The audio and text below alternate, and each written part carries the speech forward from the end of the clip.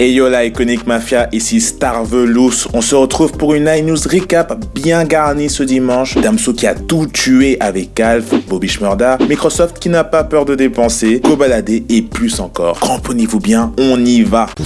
Emprisonné depuis un peu plus de 5 ans pour des raisons que je vous ai expliquées en détail dans une précédente iNews, on pensait que la casquette de Bobby Shmurda allait enfin retrouver son maître. Mais le bash de la justice a été sans appel, le rappeur n'obtiendra pas sa liberté conditionnelle. Non seulement il ne sortira pas d'ici quelques semaines, mais il y aurait même des chances qu'il ne soit pas libéré d'ici la fin de l'année, contrairement aux informations qui tournaient depuis plusieurs mois. Pour être précis, ce mois de décembre marquera la 6e année où il sera emprisonné. Jusque-là, vous suivez. Bobby a été condamné à 7 ans de prison et il semblerait que la cour souhaiterait qu'il purge complètement sa peine avant d'être libéré. Ce qui veut dire qu'il pourrait ne pas revenir avant décembre 2021. Aïe. Après, on sait comment ça se passe. Ils vont sûrement chercher à trouver une solution. Mais si j'étais vous, je me hyperais pas trop pour un retour dans un futur proche. Et la question qui se pose après tout ça aussi, c'est est-ce que son public, qui était vraiment déter de le voir revenir cette année, surtout avec l'explosion de la drill new-yorkaise, R.I.P. Pop Smoke, le sera tout autant l'année prochaine. Vous avez 4 heures. Dites-nous ce que vous en pensez en commentaire. Il vous reste 5 secondes.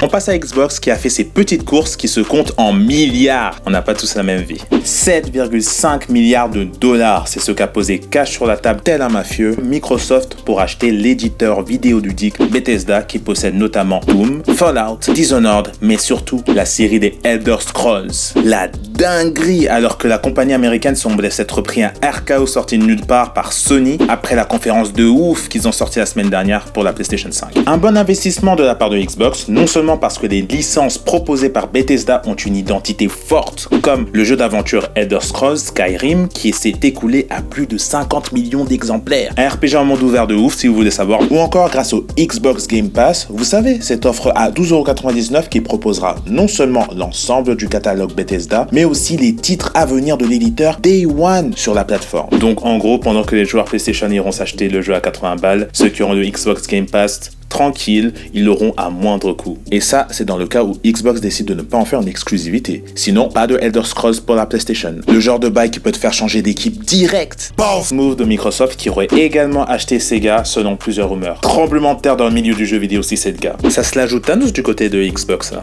C'est vrai. Un peu de pop culture avec le retour de l'univers Game of Thrones. Vous avez aimé Game of Thrones? L'une des plus grandes séries de tous les temps pour certains, compilant 7 saisons. Hein? Il y en a 8? Je vois pas de quoi vous parlez. Eh bien, réjouissez-vous car un spin-off de la série a été annoncé pour 2022. Cette nouvelle aventure se concentrera sur l'histoire des Targaryens, les ancêtres de la Khaleesi Daenerys, mère des dragons.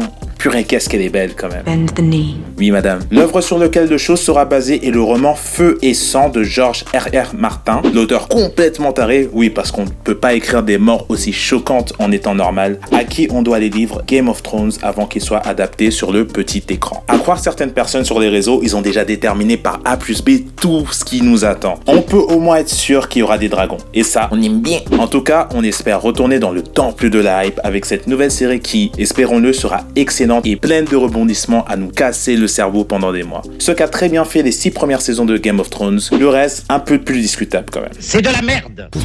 2022 c'est loin, mais on aura de quoi faire d'ici le 6 décembre prochain avec la saison 4 de l'anime L'Attaque des Titans qui nous offre masterclass sur masterclass depuis plusieurs années. L'animation, la musique avec un des meilleurs openings all time, mais surtout des personnages et une narration hors norme qui font de ce manga, jusqu'à présent du moins, un chef-d'œuvre digne des meilleures séries. Je sais que toi aussi t'es hypé derrière ton écran. Cette saison 4, qui sera la dernière d'ailleurs, mettra en scène la conclusion du manga, soit de là où on s'est arrêté à la saison 3 de l'anime jusqu'à la toute fin de l'œuvre écrite. Petite peur quand même que l'anime ne soit pas à la hauteur, car l'œuvre écrite, le manga, n'est pas terminée à ce jour. Du coup, il y a des chances qu'on ait une fin un peu brouillon, pas du tout imaginée par le créateur du manga. En gros, un petit arrière-goût amer à la Game of Thrones, mais on va pas parler de malheur. Surtout que jusqu'à présent, le trailer donne vraiment, mais vraiment envie. Et vu la qualité des saisons précédentes de l'Attaque des des Titans, on ne peut qu'être excité de connaître la suite. Puis, il nous manque nos petits titans chelous. RDV le 6 décembre, il sera diffusé sur Wakanim en France et tout à fait entre nous, j'ai lu un peu ce qui nous attend là. Vous n'êtes pas prêts? Putain, c'est bon ça.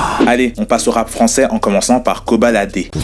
Kobalade est clairement chaud en ce moment et toute cette dynamique va se solder par un nouvel album intitulé Détail. Un projet qui arrive un an après la sortie d'Affranchi, qui a été plutôt bien reçu par le public, notamment grâce à des sons comme RR91 avec un Niska énervé et des moves qui sont clairement restés dans les mémoires. Jusqu'ici, plusieurs extraits de Détail sont sortis. On a eu Ololo, Laisse tomber, Beldia et jeudi, nouveau coup de massue avec l'homme du moment, vous l'avez deviné, Freeze Corleone. Encore hâte fumier. Prise au refrain, Koba pour les adlibs, 667 91, ça découpe, ça déboîte. La collaboration a tenu ses promesses. Détail de Kobalade sortira le 23 octobre prochain. D'ici là, on peut se réjouir d'avoir enfin pu profiter du tant attendu Calf de Damso, dont l'annonce a été cryptique jusqu'au bout, une chasse au trésor de bail, et il faut dire que la récompense était belle. Pour nous, la qualité des sons proposés par les feats de choix, Hamza, Lorenzo Yakuza, Grand Maître Fally Ipupa, mais surtout pour lui, déjà grâce à des chiffres défiant toute concurrence, 14,3 millions de streams en 24 heures sur Spotify, le meilleur démarrage pour un album francophone cette année. Il a également été l'artiste francophone le plus écouté dans le monde le 18 septembre dernier, et en 3 jours, son album s'est écoulé à plus de 20 000 exemplaires. Intouchable Damso. Salut, salut. Une belle récompense aussi parce qu'il se sent tout simplement bien. On est bien. Une sérénité qui se ressent dans son album et ses interviews où il parle de son mood du moment et de la redécouverte de ses proches. Mais bien que Calf vient tout juste de sortir là, les fans en demandent déjà plus. Jamais rassasié les gens. Et que ça devient théoricien grec pour décrypter le logo de Calf. Et que ça fait des additions pour savoir pourquoi un vinyle a des sons sur 2 faces. Pour rien arranger, la version physique de la mixtape est accompagnée d'une enveloppe avec inscrit 2804 dessus. Ce qui correspond à la date d'anniversaire d'Ipséité, à moins que... Stop letting him make you realize stuff. Bref, des théories qui ont valu à ses fans d'être gentiment qualifiés de schizophrènes par Damso. Bon, cool, mais en même temps, il joue un peu avec le côté mystérieux de sa musique, non? Ce que ses fans et lui-même, même s'il aime bien faire l'innocent, semblent apprécier mine de rien. À voir si une partie 2 arrivera, mais bon, calmons-nous, profitons de Calf un bon moment encore parce qu'un album c'est fait pour durer et pour être apprécié sur le temps. Ça y est, cette vidéo touche à sa fin, j'espère que vous avez apprécié votre moment. Comme d'hab, dites-nous en commentaire ce qui vous a le plus marqué cette semaine. N'oubliez pas de checker les dernières sorties, il y a un nouveau A$AP Ferg, Tory Lanez qui sort un album surprise où il raconte sa version des faits dans l'affaire Megan Thee Stallion, Travis Scott et Young Thug sur The Franchise, premier single de l'album à venir de Travis, Utopia, Action Bronson, Spillage Village, Nove, Weshden, oui, la playlist a été mise à jour aussi et comme d'hab, il y a de gros bangers et de la découverte. Et enfin, allez checker le tant attendu LSD sur Freeze Corleone, animé par le BG himself, Chris d'Iconic. Vous l'avez demandé, donc faut partager à fond. Sur ce, c'était Starvelous et je vous dis à la prochaine. Salut!